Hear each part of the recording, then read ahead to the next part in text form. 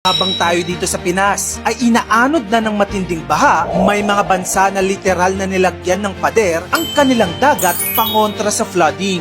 May flood tunnel sa ilalim ng Tokyo, may storm gate sa Netherlands. At tayong mga Pilipino, eto, kaawa-awa. Pero ano-ano nga ba ang mga flood control system sa ibang bansa? Bakit sobrang effective nila? At kaya ba natin gayahin yung mga yon dito sa Pilipinas? Una, nandyan ang the Netherlands, na literal na matagal na sanang lumubog sa dagat. Taong 1953, nilamon ng karagatan ang Netherlands. Ang tinatawag na North Sea Flood ay kumitil ng 1,800 na tao. Pero imbis na magdasal na lang, kumilos sila. Ipinanganak ang Delta Works, isang mega project na may mga series of dams, dikes, at storm surge barriers, na ngayon ay tinawag na one of the 7 wonders of modern world ng American Society of Civil Engineers. Ang sistemang ito, pinoprotekta ng 3,700 kilometers of coastline. Ang pinaka-iconic sa mga project nila ay ang Maslan Ring, isang giant storm barrier na parang automatic gate ng dagat. Kapag may bagyo o storm surge na papasok sa Rotterdam, automatic itong nagsasara. Parang sinasabihan ng dagat na hanggang dyan ka lang, bawal ka sa lupa. Built in the 1990s, hanggang ngayon isa pa rin ito sa pinaka-advanced na flood defense system sa buong planeta. Imaginein mo na lang kung may ganito tayo sa Manila Bay o Pasig River. Siguro, hindi na tayo nag-FB live habang lumulubog sa baha. Maliban sa Netherlands, andyan din ang Japan. Yung flood control system nila doon, parang eksena sa sci-fi movie. Ito ang GCANS Project o Metropolitan Area Outer Underground Discharge Channel. Sa simpleng salita, ito ang pinakamalaking underground flood diversion facility sa mundo. Nasa ilalim ng lungsod ang mga dambuhalang tunnel na kasing laki ng 2 football field. Kaya nitong mag-imbak ng 670,000 cubic meters ng tubig. O para ma-imagine mo, katumbas na yan ng 268 Olympic-sized swimming pools. Pero bakit nila ginawa yan? Ang goal nila, kapag bumuhos ang ulan, instead na lumubog ang Tokyo, diretsyong pumapasok sa mga giant tunnels ang tubig. Then controlled itong nilalabas sa ilog sa ligtas na volume.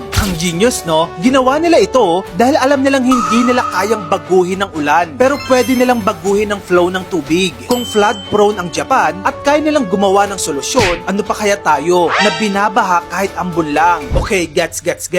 Super advanced na sa ibang bansa. At yung mga binanggit kong mga bansa, mga first world countries sila. Tayo, third world. Hindi natin sila kasing yaman. Pero kahit ganon, alam mo bang may isang high-tech flood control din tayo? Pero mukhang hindi ata para sa mahihirap, kundi para sa mga may kaya. Ito ay matatagpuan sa ilalim ng Burgos Circle BGC. May 5-story deep detention tank na kayang mag-imbak ng 22,000 cubic meters ng tubig o katumbas ng 8 Olympic-sized pools. Kapag tumaas ang tubig ulan, pumapasok ito sa underground cistern, then dahan-dahang nilalabas papunta sa Pasig River hanggang Manila Bay. Ang galing, di ba? Pero ito ang tanong, sino ang nakikinabang? Di yung mga taga-BGC, yung mga nakakondo, may opisina, may kape sa rooftop, habang yung mga taga-Caloocan, Malabon, Pasig, Tondo, tuwing may ulan, mandatory swimming lesson ulit. Sabi nga ng gobyerno, tanggapin na raw natin na new normal ang baha. Pero teka, normal ba dapat ang baha? Kung may bilyong-bilyong flood control budget ang Cebu, pero nakaranas pa rin sila ng pinakamatinding flash flood sa kasaysayan dahil sa bagyong Tino? Ayon sa GMA News, umabot na sa halos 1 trillion pesos ang inalat na budget sa flood control projects from 2023 to 2025. Uulitin ko, trilyon. Pero kahit ganun kalaki, marami pa rin ghost projects at substandard drains. Halimbawa sa Cebu, may 414 flood control projects, pero nung dumating ang bagyong Tino, parang wala rin. Parang pera lang ang dumaan sa tubo, hindi tubig baha. Kaya kahit may mga tunnels pa tayo dito sa atin, kung butas sa integridad, babaha at babaha pa rin. Kung gusto mo pa ng mga ganito pang awareness contents, dito lang yun sa channel ko, kaya follow ka na. Mag-subscribe ka na rin sa aking YouTube channel. Yun lang, maraming salamat sa panonood mga kamagkano.